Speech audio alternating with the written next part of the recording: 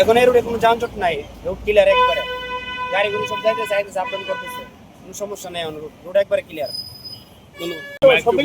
নাই, তেলেরও কোনো সংকট নাই, ভাড়ার কোনো বাড়তি নাই। এমনি আলহামদুলিল্লাহ ভালো আছি, ভালোভাবেই চলতেছে গাড়ি ঘোড়া। আর প্রশাসনের দিক দিয়ে অনেক জোরদার করতে বেশি, উন্নতিও করতে বেশি। আসলে কি আপনার রাস্তাঘাটে পুলিশের যে তৎপরতা এটা একটু কম, এই জন্যই একটা কোনো যানজট নাই, ঠিক আছে। পুলিশের তৎপরতা একটু কম, যেমন 5 জন আজকে পুলিশের জন্য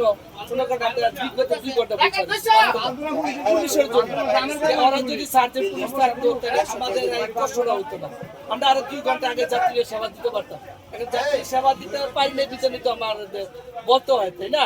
এই জন্য আমরা পুলিশ আমরা দেখি না, রাস্তার ভিতরে নাইটে গাড়ি চালাই, আমাদের একটা সেবা দিব যাত্রী, আমাদের পুলিশে আমাদের একটা ইয়া করবো আমরা।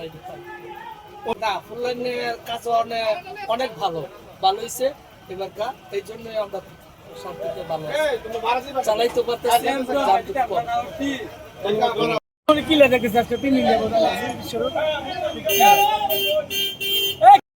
কোনো যানজট পাইছি না, দাম নাই, রাস্তা পুরা ক্লিয়ার।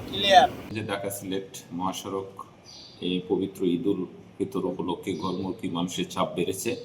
আমরা ইতিমধ্যে অতিরিক্ত পুলিশ মোতায়েন করেছি এবং আমরা আরও অনেক প্রস্তুতি গ্রহণ করেছি। তার মধ্যে উল্লেখযোগ্য হলো যে আমরা একটা নতুন রেখা পেয়েছি, কোথাও কোনো যানবাহন বিকল হলে তাৎক্ষণিকভাবে অপসারণ করে মানুষের যাত্রাটাকে নির্বিঘ্ন করার জন্য এটাও আমাদের জন্য সহযোগিতা করতেছে।